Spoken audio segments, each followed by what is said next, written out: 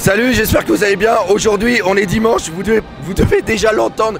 J'ai presque plus de voix, mais je vais profiter que c'est assez calme ici pour vous présenter un petit peu où j'étais à cette Art to Play. Donc déjà, on était sur le stand qui est juste là-bas.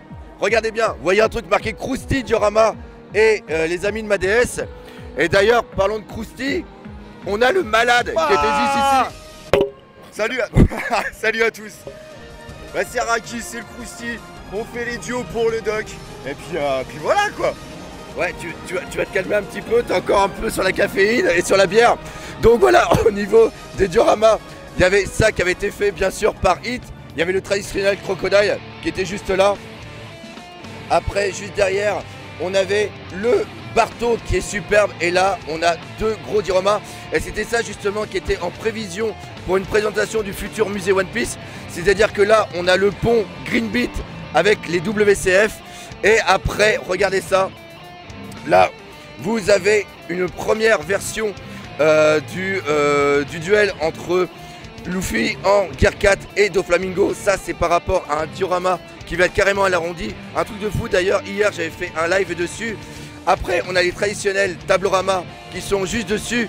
Et regardez là, juste derrière, il y a la version que je vous avais parlé de U-Rouge version Shabundi. Et ça a été fait par le père Raki. Le mec avait pété mon micro ce matin. Donc vous voyez déjà, c'est un truc absolument génial. Et après, moi j'étais tout simplement ici. Et ça me permettait de présenter vraiment tous les documents qui étaient au niveau des classeurs. Juste là. Et après, derrière, on avait encore les tabloramas qui étaient juste sur le dessus. Avec bien sûr dans les cadres qu'on peut voir juste là. Des documents, et les documents que vous voyez juste ici, c'est les documents qui sont des originaux. Il y en a ici, il y a tout pareil, les cheatés. Donc voilà, hier il y a eu énormément de monde, il y a eu plus de 200 personnes qui sont passées. Je ne sais pas encore comment va être la journée d'aujourd'hui. J'espère surtout que je vais encore avoir assez de voix. Et surtout ce qui est génial, c'est qu'il y avait des dioramas qui étaient ici, mais il y en avait aussi autre part. Et c'est ce qu'on va aller voir. Et pour ceux qui aiment aussi DBZ, DB Super, il va y avoir des petites surprises. Allez hop, on y va.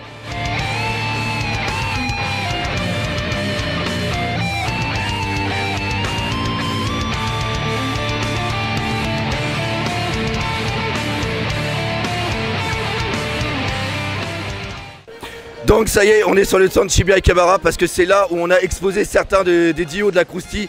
Et là, je vous ai parlé justement de Dragon Ball. Et regardez ça, c'est le Genki Dama, le V2. Et pour en parler, je vais laisser Raki parce que c'est lui qui est à l'origine de ce chef-d'œuvre. Donc on va faire simple, voilà, c'est ma deuxième version du Genki Dama. Il n'y en aura pas d'autres en tout cas comme ça. Le premier, je l'avais fait pour la Japan Expo de 2015. Donc je pense que certains le connaissent. On va pas s'attarder dessus.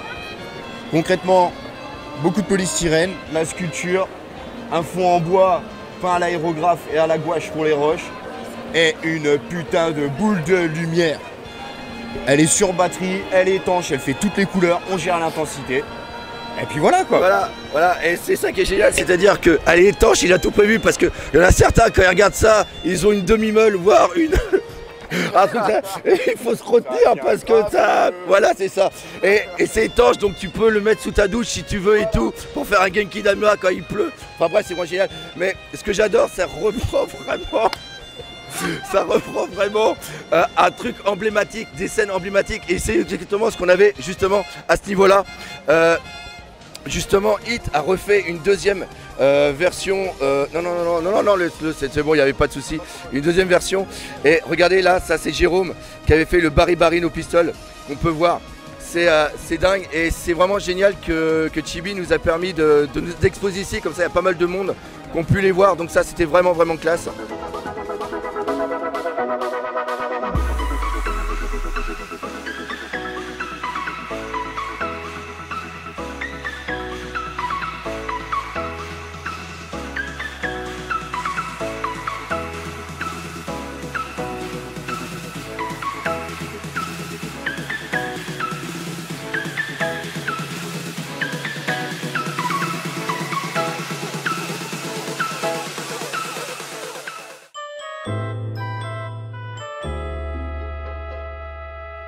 Donc voilà, aujourd'hui on est avec des cosplays et des très très jolis cosplays. Vous voyez de quoi je vais parler.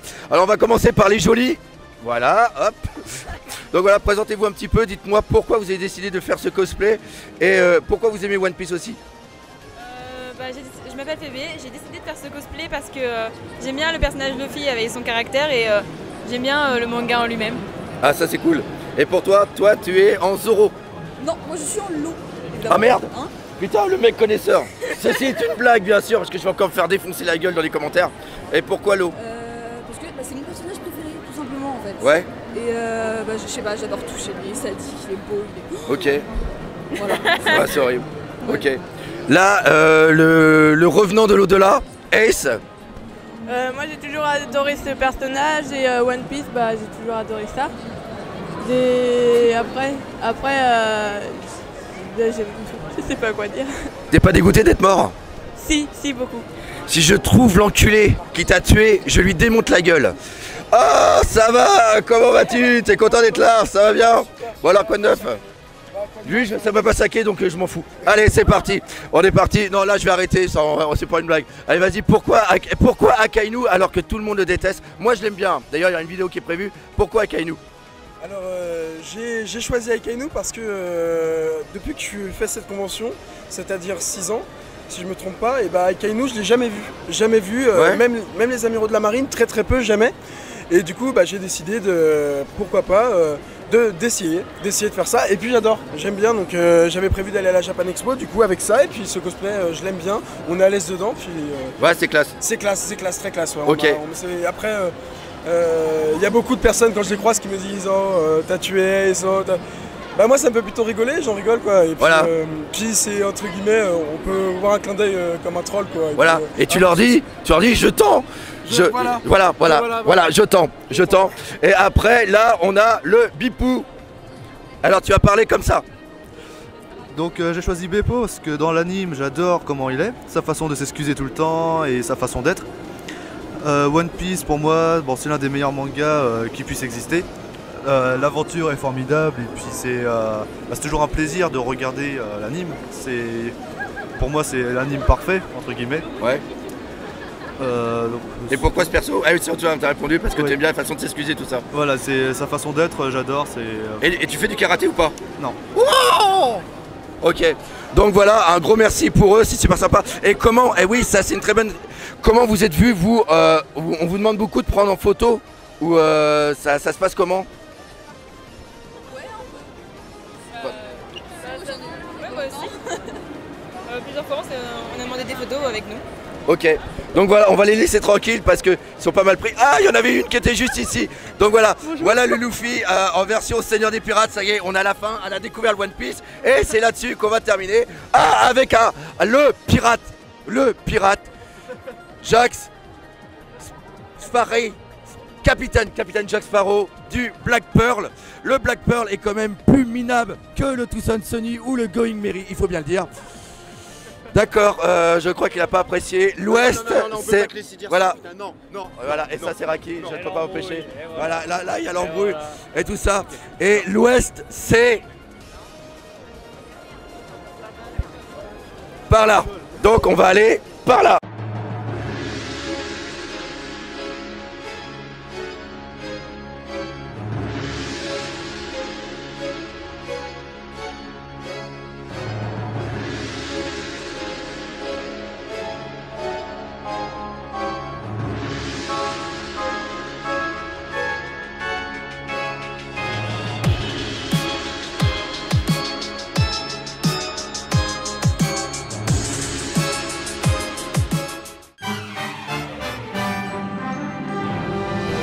Salut, on est toujours à la Art to Play et là je suis avec quelqu'un. Je vous donne un indice. Premier indice. Deuxième indice. Ah, exact. Pas n'importe qui. Et troisième indice, il a fait la putain de théorie sur... Les âmes dans One Piece, par exemple. Voilà, les théories du blond. Du roux. Pardon, Bien excuse-moi. Donc voilà, super, voilà, on la garde. Ah, bravo. Donc voilà, donc je suis super content que tu sois ici. En plus, monsieur est invité en tant que presse. Ce n'est pas n'importe qui. Voilà. Donc bravo, c'est un honneur. Donc c'est moi qui. Ah bah c'est moi qui l'interview. Alors, est-ce que vous aimez One Piece? Bah, je sais pas, c'est pas mon manga préféré. Non, voilà, je déconne. Mais pour le pognon, c'est ce qu'il y a de mieux. C'est ça, c'est mais ce qui est le plus bientôt, rentable. voilà, et maintenant on va se lancer dans ça. Et Dragon Ball Super. Voilà. Et Dragon Ball Super aussi. Les théories du plomb, c'était ça? Les Super Saiyajin? C'est ça. Non, voilà, on va arrêter de dire des conneries, on va être un petit peu. En tout cas, c'est vraiment sympa de m'inviter comme ça. C'est vraiment plaisir de t'avoir vu comme ça. Et, bah, c'était super cool, donc je suis super content. Donc voilà. Voilà, on va continuer un petit peu. Bah tiens, une petite question. Quel est ton arc, toi, vraiment préféré? Celui qui t'a le plus marqué? Quel a été vraiment le déclic au niveau de One Piece? Celui qui m'a le plus marqué, c'est celui d'Enies Lobby. Parce que bah, y a tout dans cet arc-là. Il y a les combats. Il y a aussi le flashback de Robin qui est monumental. C'est juste le truc monumental. Et puis la confrontation directe avec le gouvernement mondial. Tout ça, tout fait que bah, c'est... Et après tous les arcs, c'est dur à les partager, mais celui-là il est un peu au-dessus du lot, je trouve. Ouais. Moi, comme vous le savez, c'est l'île des hommes poissons. Cet arc il a été vraiment magnifique. Le meilleur boss, le meilleur arc là. Audi, putain, mais il arrache. Ouais, enfin bref. Et qu'est-ce qui te donne envie de faire des théories? Franchement, il y a quoi? Et quel est le travail qu'il y a derrière surtout? Ce que j'aime dans les théories, c'est le fait de réfléchir. Ça nous fait réfléchir. Même ceux qui font les théories réfléchissent sur le manga. Et puis on fait réfléchir aussi sur le manga à tout le monde. Mal, Et donc c'était quoi la deuxième question? Le travail. Le travail. Le travail, c'est une grosse partie des théories. C'est-à-dire que en amont. Voilà, on le voit pas forcément, mais une théorie, moi ça me prend des fois des mois ou des semaines au moins à écrire. Ouais, c'est vrai. Et plus le montage, si on s'applique un peu sur le montage, ça prend du temps aussi. Ok. Et donc une théorie, c'est vraiment c'est très long même à tourner, à monter et surtout à écrire. Ouais. Et je lui tire mon chapeau par rapport à un truc parce que vous l'avez vu dernièrement dans certaines théories que j'ai fait, j'essaye d'écrire un texte et de le faire et j'y arrive pas du tout. Et lui, il a une putain de voix qui t'emmène dans la théorie. Et c'est vrai. Et encore une fois, quand on dit qu'il y a 4 semaines, 2 mois de travail derrière, c'est pas 2 mois H24. Hein, on n'est pas des gros cons. On est intelligents. Mais de temps en temps, on a une idée qui vient. Et aussi, tu me disais que c'est pas tout seul. On n'est pas tout seul. On se réunit sur Skype, enfin pas toi et moi, mais avec nos teams. Et des fois, on a des idées qui fusent comme ça d'un seul coup. Et ça, c'est vraiment excellent. Donc, je voulais en profiter pour en parler. Et encore une fois, le putain de travail qu'il fait, moi ça me fait super plaisir, je voulais te rencontrer, donc voilà, c'est méga cool. On se serre la main. Voilà.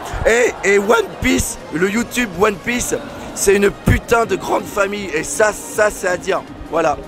On se fait la bise. Allez. Voilà, on va couper là-dessus parce qu'après ça va aller trop profond, puis c'est un logo de moins de 18 ans. On va rester derrière. Au revoir.